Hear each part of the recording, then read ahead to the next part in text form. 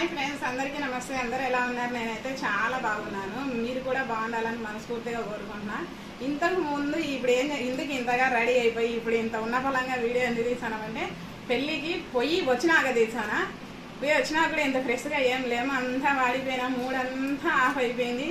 పెళ్ళికి ఎందుకు వెళ్తామండి, బాగా బిర్యానీ తినచ్చు, బంధువులందరినీ చూడొచ్చు, పలకరియచ్చు అని కదా వెళ్తాము. మనసులో మాట మీరు కూడా నిజంగా చెప్పండి. అసలు ఈరోజు పెళ్ళి అంటే కొంచెం మా పిన్ని కొడుకు వరుసకి మా పిన్ని కొడుకుది పెళ్ళి. అంటే మా నాన్న వాళ్ళ అమ్మ ఉంటుంది కదా, వాళ్ళ అమ్మకి తమ్ముడు ఉంటాడు కదా, ఆ తమ్ముడు కూతురు ఉంటుంది కదా, ఆ కూతురి కొడుకుది అనమాట పెళ్ళి.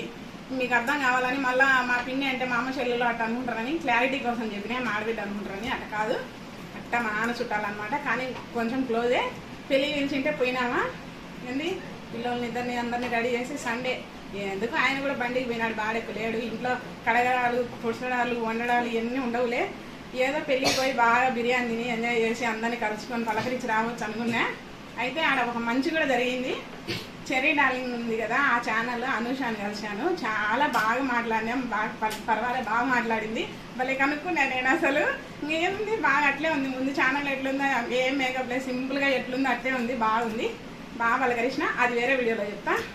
ఆ ఛానల్ అనుషాన్ అయితే పలకరించిన, బాగా కలుసుకొని మాట్లాడినాం, బాగా అన్నీ చెప్పిన.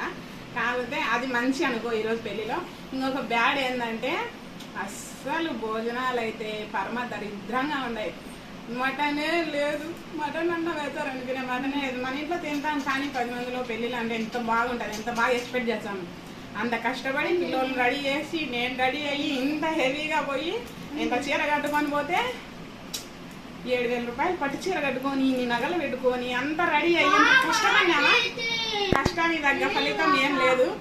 మళ్ళీ వాళ్ళకి సడింపులు పెట్టింది మా అక్క. అంటింపులు అంటే ఇంకా నేను పెట్టాను కదా, అంటే పెడతాము అనుకోండి. ఇంకా మా అక్క ఉంది కదా, పెద్దవాళ్ళు ఉండగా మనకెందుకు మళ్ళీ డబ్బులు ఖర్చు కదా, అందుకని ఆమె పెట్టేసింది.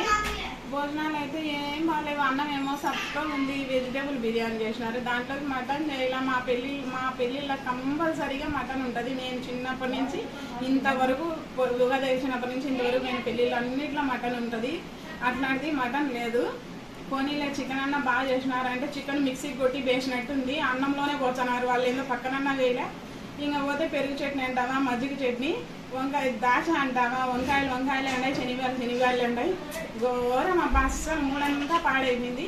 ఈరోజు పెళ్ళి ఆ విధంగా జరిగిందనమాట. అందుకే ఉన్న పదంగా ఉన్నే మాట ఉన్నది ఉన్నట్టు. ఎవరేమనుకునే పర్వాలే, కాకపోతే 10 మందికి పెట్టే పని కదా, బాగా చేసింటే బాగుండు. వంట మాస్టరు ఇంత ఖర్చు పెట్టి కూడా వాళ్ళు సరిగా చేయలే.